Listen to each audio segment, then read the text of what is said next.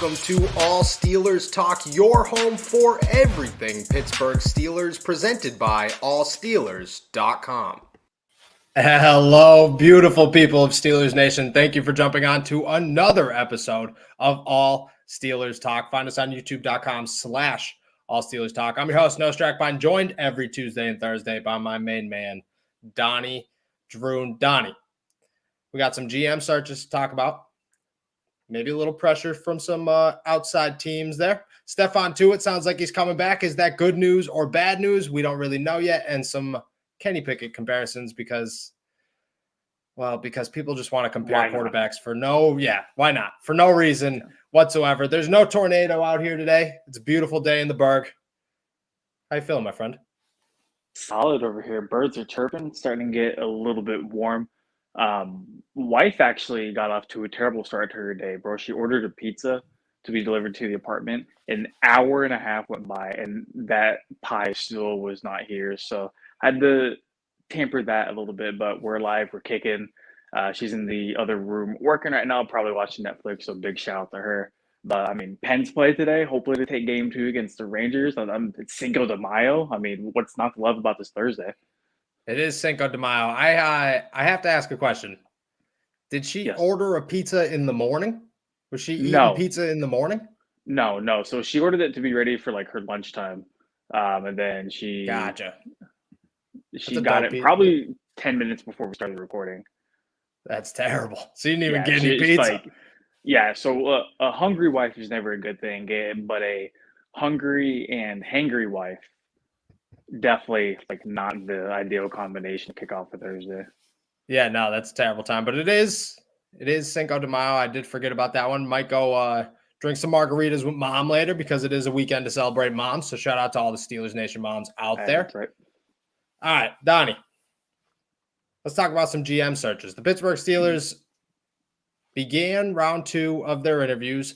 They brought in 2 candidates to kick it out. One from the Titans, one from the Buccaneers, both of which have some questions when it comes to fans. Ryan Coden of Titans, John Spytek, I believe, of the Bucs. Both came in here, began the second round interviews. Meanwhile, the Philadelphia Eagles are interviewing Brandon Hunt, Steelers pro scout, for a front office job. We don't know what that is, but the Philadelphia Inquirer reported that Hunt was in Philly. He is in the Eagles facility for an interview. Do you take anything away from it? Does it add a little bit of pressure to the Pittsburgh Steelers here as they begin this round 2 search? I think it does, because I think at this point in the offseason, everybody had known that Kevin Colbert wasn't going to be in charge anymore following the 2022 draft. So you kind of figured we knew the Steelers initially did their first round of interviews, but you would have figured that they would have had somebody kind of like in line waiting for him to step down. So it is a little bit odd to me that they are just now continuing their second round of GM interviews. But granted, I'm sure that they had a wild offseason to deal with, and it's probably a whole lot easier said than done to, get this sort of thing accomplished and sorted out, whatever you want to use. The outside pressure, I really like that you brought that up, because now we all kind of knew that the GM search was going to be down to a guy like Omar Khan, or Brandon Hunt. You get a team like the Eagles who is at least interviewing Brandon Hunt, and I think that does add a little bit of pressure, because, Brandon Hunt, a guy who obviously probably feels like he should be next in line to take over in Pittsburgh. Let's say he's not exactly feeling the love. Let's say, he's probably feeling like it's taken a little bit longer than he would have liked for him to step into that role. Okay, well, now you only have to go to the other side of PA. I'm not sure off the top of my head how far exactly Pittsburgh is from Philly. Isn't it like 5 hours? Something 4 like that? hours, just about 4. Which is a quick plane ride. Quick plane ride. Oh, man. Gotta love breaking news while we're doing a podcast. Quick plane ride for Brandon Hunt over to Philadelphia. I feel like at the end of the day, it's not going to move mountains. It's not going to dictate whether or not he takes a job in Pittsburgh or Philadelphia. But, I mean, if I'm the Steelers and I'm looking at Philly at least interviewing Brandon Hunt, yeah, I feel like it kind of make me get my stuff going probably quicker than usual, right? Yeah, I would say that it does keep things moving. I think it throws a wrench into their plans because they wanted to kick this off after the draft. Colbert officially retired, but obviously the focus was on the draft, and then they would begin round 2 interviews following the draft. Colbert would remain in that GM spot for the time being. Now they're looking at it going, okay, Brandon Hunt was definitely at the top of our list. And I don't know that for a fact. And I'm sure I've heard multiple sources say multiple different names. So I can't say somebody was the top of any list right now or somebody was the favorite, including Brandon Hunt and Omar Khan, because quite frankly, I've heard their names the least, I believe, compared to other sources. So are other outside options. So you look at that and you are a little skeptical to say, oh, okay, maybe it does add some pressure, but at the same time, maybe they're just looking at it like Brandon Hunt could go interview wherever he wants to interview. If it's not a GM job somewhere, we're going to do what we need to do to keep him around. I think that's the issue here is we don't know what the job is. I would like to know what the job is for the Eagles because I don't think Pittsburgh would ever let Brandon Hunt leave for another job that isn't an upgrade to what he's doing right now. And I think if it came down to it and Brandon Hunt said, hey, I'm out, I'm going to Philly for whatever, they're thinking, okay, well, maybe we toss you at the top of that list and we break that down a little bit faster. Just to answer this real quick, I did not see, the question is, didn't Louis Riddick get a second interview? I did not see Louis Riddick get a second interview yet. That doesn't mean that he won't. He was in Pittsburgh to be the keynote speaker at Pitt's graduation. He said that it would be great to come back and call Pittsburgh home. He kind of hinted at it. I've also heard people say that Louis Riddick is definitely an option and a serious one at that for the Pittsburgh Steelers. But again, it's a slow moving train right now. And I don't really know what the best option is. Donnie's moving, bob and weaving right now. We're not really sure what's going on at the current point in time here. Yeah, and Emory Jones just committed to Arizona State. So thankfully, working in the media realm, you are prepared for stuff like this. So I just got to hit publish on an article, and then we'll be GTG. To that point, though, Riddick and Pelissera's report, he did mention among others, right? So you could figure it would be one of the names to keep an eye out on. I don't feel terrible about having somebody from the Buccaneers or the Titans come through, though. No, I wouldn't be terrible with either of them. My choice was the dude out of Philadelphia that Weidl. I'm terrible with names, as we all know. Same. That's who I believed their top option was. Then it came out that he's staying in Philadelphia. When it comes to who our top guys are, I would say for me right now, it remains Brandon Hunt, but I would like to see Louis Riddick. I think there's better. Let me explain. So I think that there's better options out there when it comes to finding another Kevin Colbert. I don't think Louis Riddick and I don't think Brandon Hunt are Kevin Colbert. By no means. What I believe is that they bring a lot of attention, they bring a lot of pizzazz, and they might bring this team to the new era of football. And a lot of people don't like that, but I think Kevin Colbert in the last 2 or 3 years has shown us that he needs to adjust so that the Pittsburgh Steelers can stay successful. They did that, and they had success. They went out and got Minka. That's not a thing that Kevin Colbert would usually do. They traded up to get Devin Bush. I get that didn't work out, but that's a thing that said, hey, look, we know what needs to happen.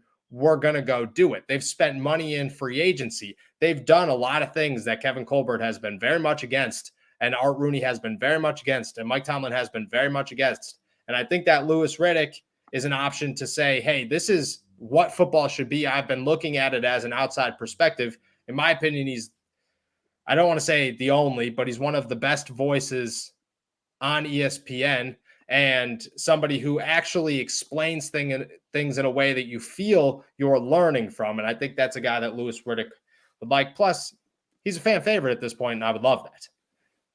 Yeah, and you look at the last TV guy to take a job like that, Mike Mayock, whenever he took that job with the Raiders, the results didn't exactly come like people had thought they would have. But I do feel like Louis Riddick is probably a lot better suited to take on an actual GM role whenever it comes to that kind of stuff too. But I think my top option is probably probably in-house guy like Omar Khan or Brandon Hunt. But like at the same time, I want somebody who's going to be more like forward thinking and try to break away from the quote unquote Steelers way.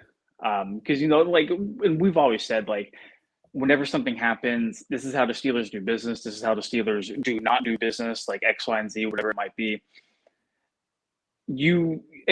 That's why I like how they're bringing in somebody from like Tampa Bay or like Tennessee, because those organizations within the last 5 to 10 years have done considerably well. The Titans have been playoff pushes in the last few years, and you look at Tampa Bay bringing in the guy like Tom Brady and being able to win a Super Bowl on top of making other playoff pushes like that. And you look at their successes and you hope, granted, like one person isn't solely responsible for what they have done, but taking a little bit of piece of that and then also getting an outside perspective and a new fresh way of looking at those kind of things, I think could benefit the organization.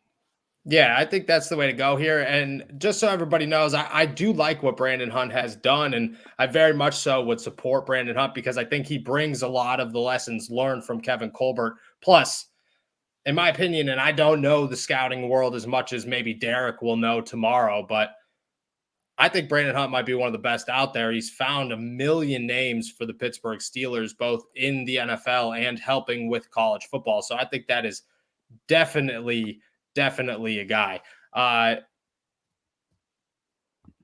Mike Mayock does make you wonder. That being said, I think Mike Mayock's situation was different. The Raiders are a much different situation than what the Pittsburgh Steelers are right now. And I think because of that, it leaves less worry. The Steelers are the Steelers, and that standard might be set with Mike Tomlin, but it begins with Art Rooney, and it trickles down from there. And I think that because of that, you have less worry with things like Mayock coming in here and flipping the whole organization around because he feels it should be done this way instead of the way that it's already happening. Whoever comes in here is going to follow suit. They're going to input their things, but they are going to do the things that Art Rooney has established, and they're going to build from there. And that's how you lead to long-lasting success.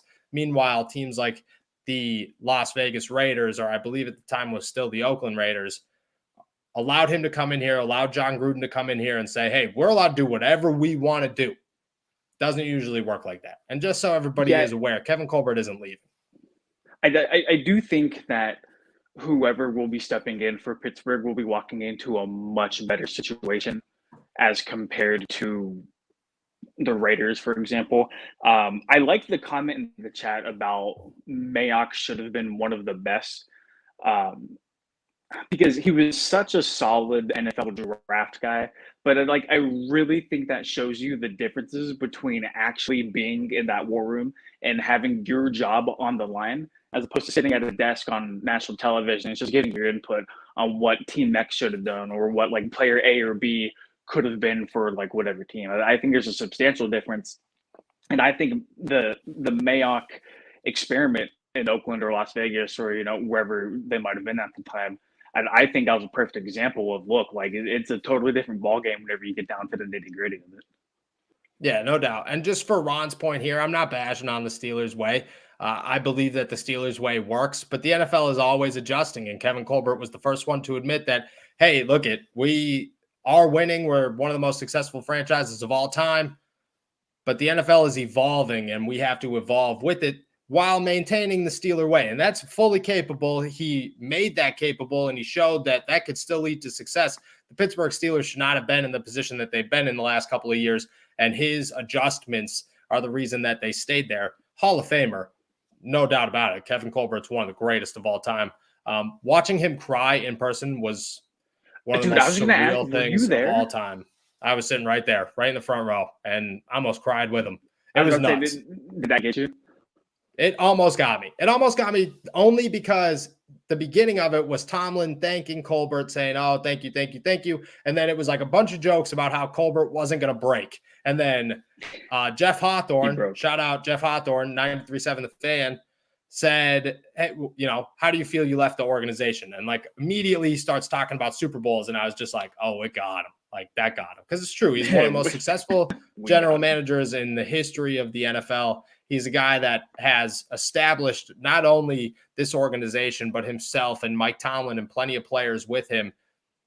It's nuts what Kevin Colbert was able to do. And I don't think that should be left behind. So I would have bawled for an hour. He did it for 13 seconds again, while he's a Hall of Famer and why we're sitting here talking about it. All right, Donnie, let's talk about Stephon Tuitt's possible return, which is a good transition from Kevin Colbert, who went on to say that there's still been conversations. We've known that they've been in talks for the last couple of months, but everything's been positive.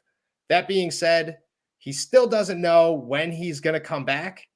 Rookie minicamp starts next Friday. Mandatory minicamp starts June 14th, I believe. Do you think Stephon Tuitt shows up anywhere between then? There's been a lot of encouraging signs for Stephon Tuitt to eventually return to the team. But we're at the point to where we're after the NFL draft and like things are really going to start to get going sooner rather than later whenever it comes to the process of getting everybody back in the building, kind of planting the seeds for 2022, what that team wants their players and, overall staff to look like. If I had to put money on it, I wouldn't say he shows up quite yet. I would be more willing and lenient to believe that would be training camp. If he doesn't show up by mandatory minicamp, he starts getting fined, I'm pretty sure. Yeah, I know. And like the unfortunate thing too is that like you can't waive those fines anymore. Like the new CBA and how it's constructed, like if a guy like held out and he eventually came back, the team would be able to waive those fines as kind of like a, hey, thanks for coming back. That's not possible anymore. So those fines have to be paid by the player. When does mandatory minicamp start? I believe June 14th.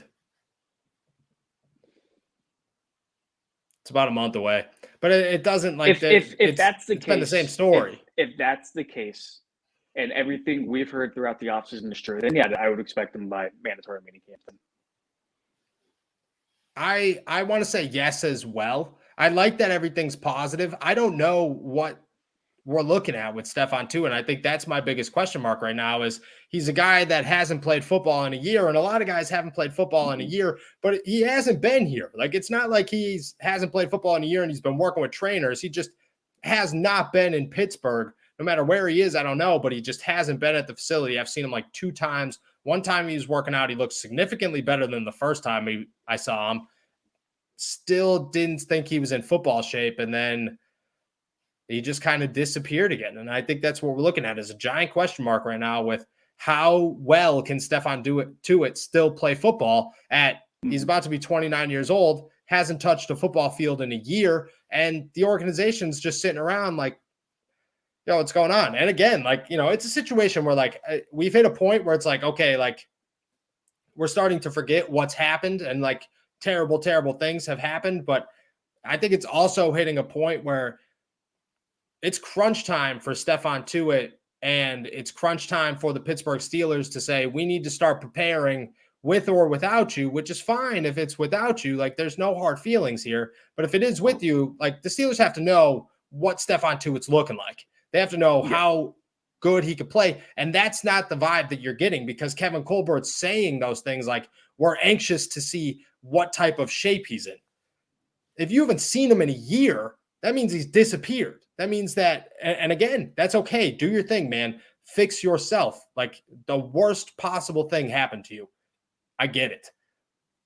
But if the Steelers still don't know, how can they prepare for the 2022 season not knowing what's up?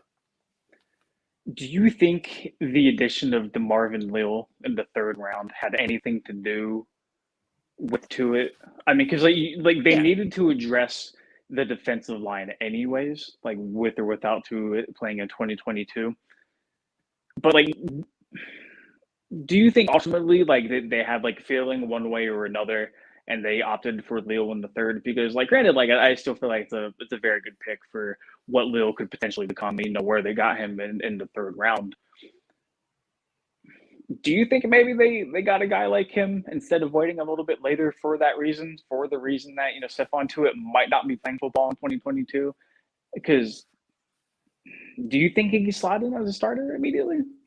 No, I don't think Leal's a starter this season. I think Wormley's the starter either way. I think even if Tua comes back, Wormley's the starter. Mhm. But I do think that it played a role. I still think that he was their guy. Just to answer Connor's question real quick, he's definitely going to play defensive end, and I think Mhm. their goal is to have him bulk up to play more defensive end, defensive tackle than defensive end edge rusher. He's not really Kinda he's like that not Chris really Wormley role, huh? yeah, he's not really a full outside edge rusher. He's more of like the defensive end style. But I don't think it played. I think it played a role, but I don't think it played the role that people are going to associate that with, because I think it played a role as in this is Stephon Tuitt's last season with the Steelers, one way or another. Whether he plays or doesn't play, there's no way that the Steelers are going to re-sign him and keep him around after the 2022 season. Leal's a guy they've had their eye on for a long time. They've done their homework on him. They felt good about him. He's a guy that could come in here and play both of those roles. And I think that they want him to bulk up and be able to do that. So I want to say yes, but yes with an asterisk. It's not like directly like Stephon Tuitt, it's not going to play. We're freaking out about it. We need a defensive end. It's Mhm. last year there was no depth on the defensive line to the point where Henry Mondu and Carlos Davis were playing quality snaps, and they can't have that happen again. Now they have Monty Adams, excuse me, Leal and You're watching Loudermilk. Suns games, huh? Yeah, playing on the inside, and that's much better situation than they had last season. I'd have to agree to kind of like put the cherry on top of your point. Obviously, what happened to Stephon is very traumatic, and I feel like I probably would have done the same in his shoes, given the circumstances. But at this point, and like this shouldn't be viewed as like disrespectful or like anything else like that, because it's not. Because it's coming from like a genuine place of just wanting to know where Stephon's at, in his mental space and his playing career, and whether or not he feels like he's ready to play X amount of snaps per game or whatever it might be. They just got to know. They got to know Stephon's ready to roll. If he's not, cool. We got some guys that could potentially help replace him. And if he's ready, then great, bring him on, because we all know what a healthy Stephon Tuitt looks like on the field, and that's a very dangerous person. Yeah. Do you think that the need for more depth is there if Tua doesn't play? That's a question in Um, the chat here. I don't know personally who's out there. That's my thing. I also believe that there's some unsolidified faith in guys like Henry Mondu and Carlos Davis to actually do something. That's not good faith. I don't feel good about it. But yeah, so the Steelers have always been weird like that. Like they've always really liked their like guys for whatever reason. yeah, Maybe just because the familiarity aspect of it. Maybe it's just because like Tomlin or somebody else on the staff sees something that outsiders like you and I might not see, and that's okay. I feel like if they don't get to it back for 2022, they should look at like another veteran guy on the market. But to your point, I can't name anybody off the top of my head right now. I yeah, that's really the can't. tough part. I don't know who's still like last year. They found Monty Adams, but he was off the practice squad of the Saints. Like that's not a situation that was ideal at the time. He came in here and proved it. And I honestly think that that's a name that makes them feel good enough about what they have, because they have Mhm. three quality backups in Adams, Loudermilk, and Leal. And I think that's all they really need to roll into training camp now. That being said, once the season rolls around or the end of training Well, camp rolls I was going around, to say, I don't training know. camp will be the perfect opportunity for you to see what these guys have, because you can go in the first like week or two of training camp, and like I feel like you get a really good idea of, all right, well, we're either cool with the situation or we really need to go get somebody else. So but like when the pads come on, I'm sure sooner or later the Steelers will figure it out, and I'm sure they already have a contingency plan for cases X, Y, and Z or whatever happens. Yeah, no doubt. Akeem Hicks, that's a name that Connor dropped out here. I think it's too big of a name. That's my only issue with it is I think that the Steelers they'd look for another Monty Adams, which is like impossible to do because they got so lucky with that addition. But I think they're really comfortable with Chris Wormley as the starter, even if Tuitt isn't there. Like, and that's fine. Like, I think Chris Wormley played okay. It's crazy how like unproductive but productive he was at the same time. If you look at his stats, like every single one of his pressures led to a sack, but the rest of the time he was just useless on the football field. I still think he's good enough to keep in there and then have Leal develop. I think if you add another piece, you're kind of getting too much, unless that piece is very tiny. Like, I think you need a better Henry Mondu. I think you need a better Carlos Davis. I don't think you need another Stephon Tuitt. I honestly, personally, I think if the Steelers don't have Stephon Tuitt this season, they're in the same exact spot as if they do have Stephon Tuitt this season, unless Tuitt's a monster and I'm just overthinking things. Yeah, I feel like we're all kind of assuming that Tuitt's going to be the same exact guy he was in like 2020, for example, or like 2019, whichever year it was that he had a monster season before he got hurt. You really don't know because, like you said, like he hasn't played football in a year, and like people will argue that he's had a year off to kind of keep his body fresh, and not take the beating that an NFL defensive lineman does play after play, but you're still another year older, and like he is getting up there in age. He has played in the league for quite some time now. So, and I feel like father time at this point in his career probably is not on his side. No. At this point, too, it's like I said, it's his last year in Pittsburgh, one way or another. I don't care if he has a breakout season. It's his last year in Pittsburgh. The team is ready and they're preparing to move on. And hopefully it's a good quality year. Hopefully he has some production, but that's a big giant question mark. All right, Donnie, before we head out of here, I want to talk about Kenny Pickett being compared to everybody and their mother. And at this point, it's kind of hilarious. So Derek Carr's name has been mentioned. I believe Ryan Tannehill's name has been mentioned. Andy Dalton's name has been mentioned at this point. My favorite comes from the man upstairs at the Steelers facility, and that is Kevin Colbert, who says, didn't we talk about Joe Burrow's hands like 2 years ago? And everybody said, yeah, we did. And then he went and nearly won the Bengals a Super Bowl in his first year as a full-time starter without an ACL injury. I mean, I think that's the only rational one we have, and that's because there's some logic behind it. I think besides that, comparing anybody to anybody in the NFL is ridiculous. Otherwise, you'd be comparing Derek Carr and Andy Dalton all the time, and nobody does. They just compare rookies to these guys, and then everybody realizes they're themselves. That's a Kenny Pickett. That's not a Tony Romo. That's not a Derek Carr. That's not a Ryan Tannehill. Yeah, I feel like pro comparisons are dangerous because, like, when a kid is coming out, you try to find a player that will kind of emulate their style or like their potential like career trajectory. And of course, like it never really like follows suit. Like how many guys have we seen compared to like Big Ben coming out of the draft just because they're like 6'5" or like they're a bigger dude, but they can move and they can extend plays with their feet, and they end up obviously just like flaming out. Like we never really saw. I mean, there's been a couple, but we never really saw a guy like Big Ben come into the league, and then we probably won't see another guy like Big Ben and come into the league for quite some time. It's just like they're guys cut from that cloth aren't exactly manufactured every day. When it comes to Kenny Pickett, though, when you see him being compared to those like average run-of-the-mill quarterbacks, guys like Andy Dalton, guys like Derek Carr, I'm curious to see how Steeler fans feel about that. Because on one hand, you look at guys like Dalton and Derek Carr, and like they're not terrible quarterbacks. Like Andy Dalton was able to take a Bengals football team that was laughed at, and then somehow make them somewhat competitive on a very competitive AFC North division. And you look at Derek Carr, who's basically kind of done the same over that course of time, and then to Blake Bortles was compared to Ben, and Josh Freeman, the former Buccaneers quarterback, was as well, which really makes me laugh. And you look at a guy like Tony Romo, who I have a really hot take. If he didn't wear a star in his helmet, I feel like he's a fan favorite across the National Football League. But because he played for Dallas, because he was a Dallas Cowboy, people like to hate on Tony Romo. I think he's one of the more underrated guys in NFL history for keeping it in the buck. You take Kenny Pickett in the first round. They had their choice of quarterbacks. Do you draft a guy to be average?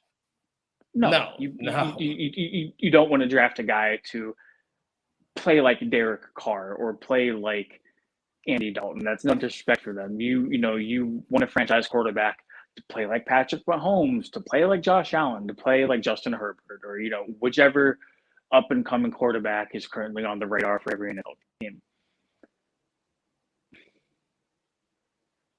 I think the only good part about this is the Steelers have a roster to where if Kenny Pickett does play this year or the following year, he doesn't need to play out of his mind. He just needs to be a very good game manager, not turn the ball over, and kind of manage the game to the point where his defense can win those games more times than not. But is that something you want out of a first-round quarterback? Is that something you want out of the first quarterback taken in their draft class? No. You want a star in the making. And I think Kenny Pickett could be a star, I guess. I don't know. I think everybody talks about a ceiling, but a year ago, Kenny Pickett was a 4th-round pick. Now he's the first quarterback taken in the draft. And I think even if this was a good draft, he would be a guy that would be considered in like that first, second-round category. I have a very hard time saying that he's going to be average. Like, Kenny Pickett just doesn't strike me as average. He never has struck me as average. I think the comparisons are hilarious. I think they're laughable because anytime you compare anybody to anybody, most times you're wrong. And we don't know, like what Kenny Pickett does in week 4, if he starts this season, is when we could start comparing him to people. Because right now, all you've done is you've watched one ACC championship game and you've said, oh, okay, well, this guy can't really launch the football. Their car could launch the football. So that comparison doesn't work whatsoever. Oh, he's like Ryan Tannehill. So you just picked the most average, athletically average quarterback of the entire National Football League. Yep, that seems about right because Kenny Pickett is just pretty average athletically, but he's a little bit above average like Ryan Tannehill. Like he could probably get you a first down, maybe 20, 25-yard run if he's open. Kenny Pickett will do the same thing. Andy Dalton. Oh, he doesn't have the crazy arm. Andy Dalton didn't have the crazy arm. Like you're just nitpicking the little things. Like, what about his personality? What about his intangibles? Well, he won an ACC championship game. He helped Jordan Addison win the Biletnikoff Award. He basically turned Pitt into a winning organization or a winning program in 2 seasons. I don't know where those intangibles match up, but if you're going to compare things, you might as well compare those too. And I just think everybody brushes those off. Everybody just says, oh, well, this, and this, and this, and this, and this, and this, and this. It's like, all right, man, just go pick the most average quarterback in the NFL and just say that that's Kenny Pickett because that's who you believe Kenny Pickett will turn into is just an average quarterback. I think it's all laughable. I think the whole thing's laughable. Like there was a time where people were probably comparing Tom Brady to somebody. And here we are, now you can't compare Tom Brady to anybody. You want to know why? Because it's 22 years later and we've seen what Tom Brady is. Kenny Pickett, to compare anybody to another player is crazy in my mind because 5 years down the road, that's when we know who Kenny Pickett is, Well, I feel like we're going to need, especially like Steelers fans too, especially after watching a guy like Big Ben, you're going to have to let Kenny be Kenny. You're really going to have to hold off on comparing Kenny Pickett to pretty much anybody. Like you're going to have to let him develop into his own quarterback. And I think it's funny because now we're in the point of the offseason where we don't have, the NFL draft to look forward to. We basically only have like mini camp or, training camp coming up here in a couple months to look forward to where, we'll get to see some actual football. Until we see Kenny in a live game sitting and until we see Kenny Pickett play quarterback for the Pittsburgh Steelers for probably like 2 or 3 years, even longer than that. Because look at Josh Allen. It took Josh Allen a couple of years in the league to really get his feet settled and really kind of like understand the game and, take his talents to new heights. We won't know. And until then, we are 2 morons on a podcast, along with every other media person known to man, talking about what Kenny Pickett could or couldn't be. And, Kenny Pickett, he can come out and prove everybody wrong. Everybody who said that he had this high floor but low ceiling, he couldn't push the ball down the field, and he's nothing but a game manager. He's a glorified Alex Smith, is what I've heard a lot of people say. he could prove everybody wrong, or he could prove everybody right. We don't know, and so unfortunately, only time will tell. Yep, that's what I'm saying. You can't do anything right now because we have no idea who Kenny Pickett is. We have no idea. He could be a complete bust, or he could win the Steelers Super Bowl year one, and we would have no idea. People didn't see Patrick Mahomes coming. People didn't see Josh Allen coming. People didn't see Lamar Jackson coming. Like, there's a lot of names out there. Before we head out here, would you prefer him to start week one or sit? I believe that a couple of weeks ago, my thought was have the rookie sit. Now that I see it's Kenny Pickett, my thought is immediately Mitchell Trubisky was a terrible signing. Should head into the season with Chris Oladokun and Kenny Pickett as your quarterbacks and keep it trucking. I'm still in the camp of let him sit. I don't think whoever is in front of him really changes the fact of that. I think if he sits like until week 6 or week 7, the Steelers are like 1-6 or 2-5 or something like that, and like they need to turn the season around, then I'm kind of in favor for that, because at that point I feel like Pickett would be playing with house money. Not that his stats or numbers wouldn't count, or his play wouldn't be justified or unjustified, whenever you look at the film, but at least with that, you're not putting all the pressure on Kenny's shoulders. Although some might be able to argue that, they're throwing Kenny out there if the Steelers are 2-5, for example, which I hope that never happens. But if they're 2-5 and they throw Kenny out there, one could argue, hey, go save this team, go save this franchise.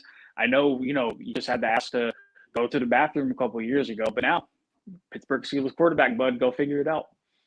I think that with a guy like Kenny who has so much experience already, I know it's not NFL experience, but he's got so much experience. I don't know if you're taking that. Malik is nowhere near ready to play in the NFL. Desmond Ridder, nowhere near ready to play in the NFL. I think Kenny Pickett, is a guy that could come in here and learn on the job. And I would say that worries me in a lot of teams, but I don't think it worries me at a team that picked 20th in the draft. It's not a team, it's not the Jacksonville Jaguars. It's not the New York Jets. The Pittsburgh Steelers are going to be just fine with or without Kenny Pickett. So I think it's a team that if you put him into the fire, it's not like he's going to burn. Trevor Lawrence is, we're worried. We were worried that we're going to ruin Trevor Lawrence, that the Jacksonville Jaguars are going to ruin Trevor Lawrence. You're worried that Zach Wilson is going to get ruined by the Jets. You were worried about every Cleveland Browns quarterback of all time. Kenny Pickett doesn't give me that worry because the Steelers are just okay, they'll be like, hey, you know what? We'll make it work for him. We'll hold his hand and we'll do everything we can. We're not going to just be like, okay, we were 0-16 last season. We don't have an offensive line. We have no running game. We have 0 wide receivers and our defense is terrible. Go play football. Kenny Pickett's he's stepping into a situation. Things could be okay. And again, I don't expect him to come in here and win a Super Bowl, but I think that if he started, the Pittsburgh Steelers are in a situation where they wouldn't ruin him while he develops. That's my only thought there. Yeah, I agree. All right, everybody. We appreciate you jumping on to another episode. We know we're hitting the point of the offseason. We're just waiting for camp to start in a week, but that's all right. We're 1 week away from rookie mini camp, and we feel real good about it. Thank you, everybody, for jumping on to another episode of All Steelers Talk. Make sure to subscribe to us on YouTube, youtube.com/All Steelers Talk. Use our promo code at manscaped.com for 20% off plus free shipping. We will be looking. Hey, appreciate you. I'll be back Saturday morning with Derek. Fridays with Derek the Kid has been pushed to Saturday this week, so come back then. Peace.